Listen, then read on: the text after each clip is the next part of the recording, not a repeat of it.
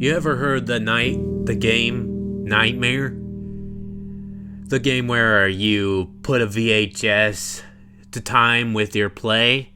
Well, the character on the video would give you instructions on what to do while you play the game in real time.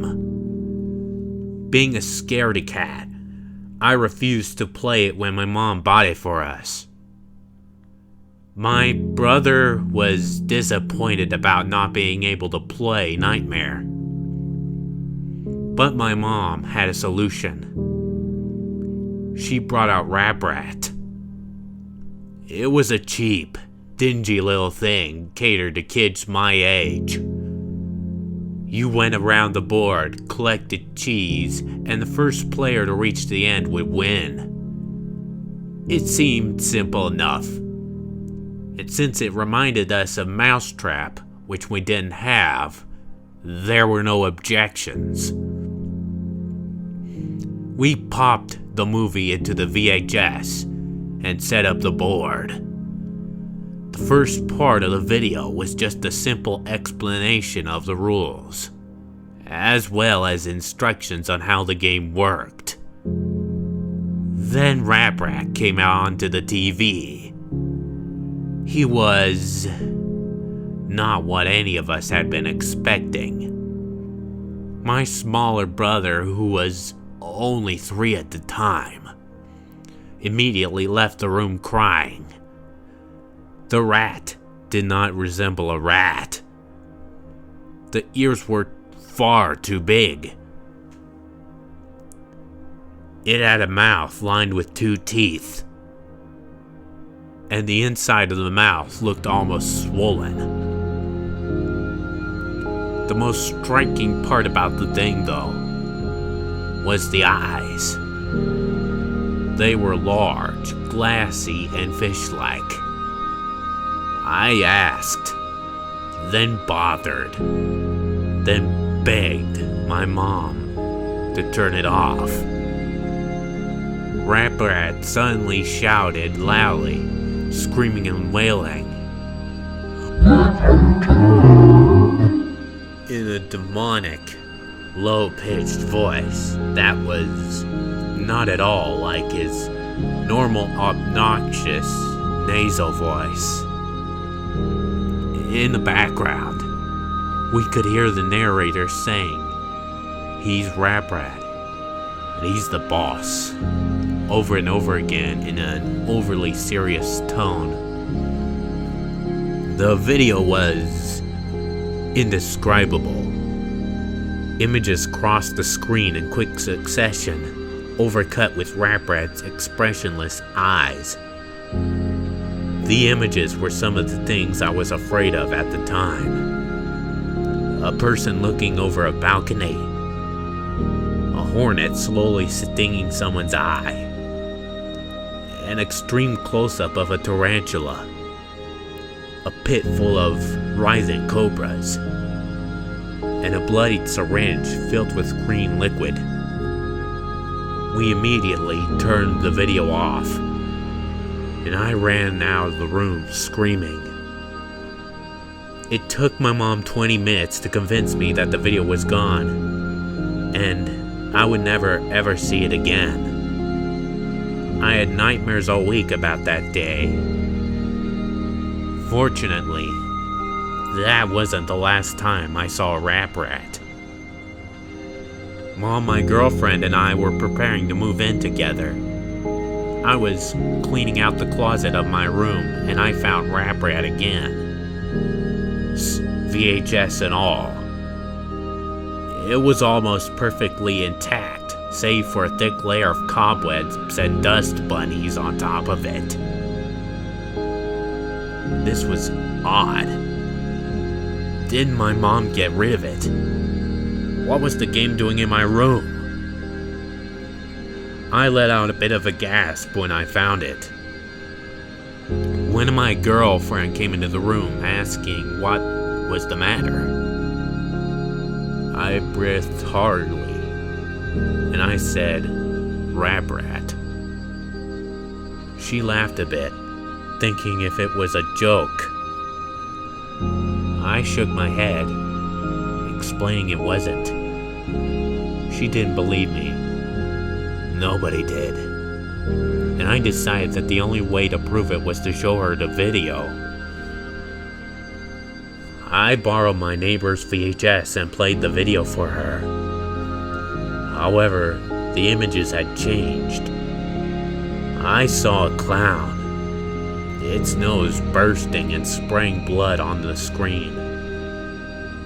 I saw a woman alone in a dark room. I saw a man being forced to pick up white-hot metal and hold it in an outstretched hand, turning it to a leathery mess. The scratching I heard as a child continued, picking up louder and louder. In case you're wondering, yes, that was scratching. Scratching on wood. I remember it almost like it was yesterday. Then Ratbread showed up and began twisting and convulsing, its arms thrusting this way and that. The puppet wasn't a puppet anymore. The felt was real fur. Its teeth, its face wasn't plastic, but instead a bristle of thorns with teeth. The eyes turned inwards and suddenly popped out again, staring right at me, watching my every move, my every expression. The beast grinned widely and gestured at my girlfriend and I with a single, outstretched human hand. I could hear that scratching.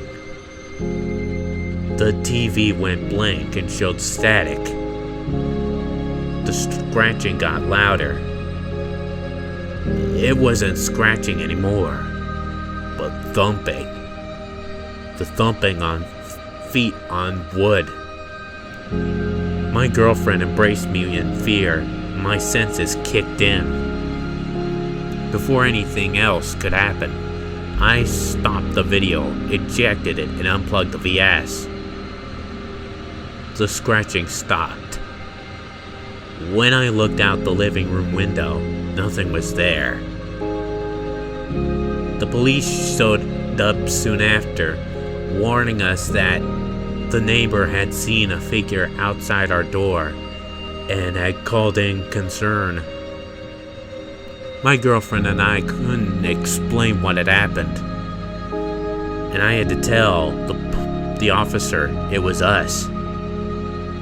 I was enraged at that such a children's game would scare us.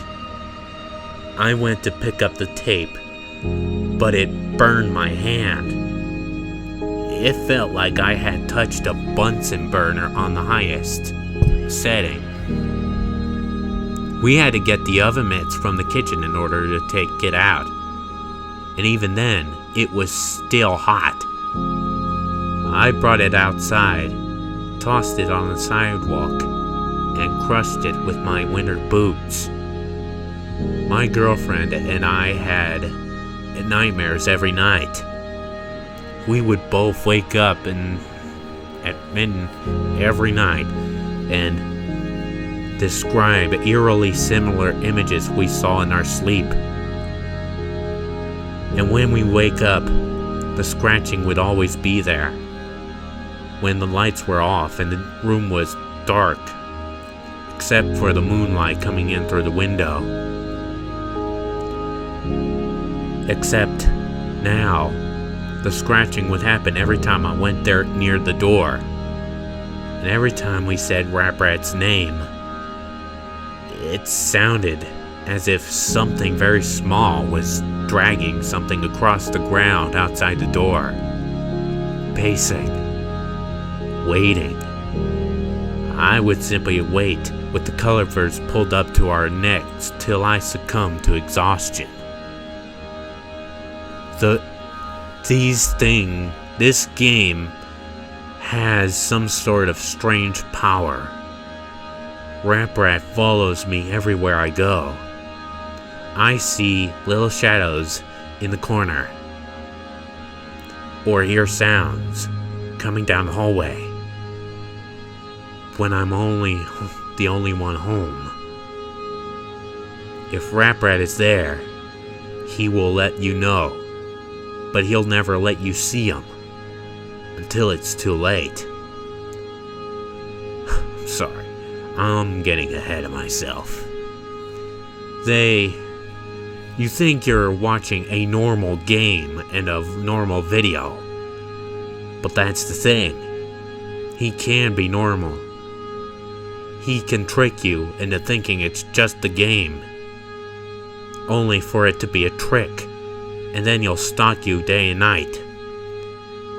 At this point, I had enough.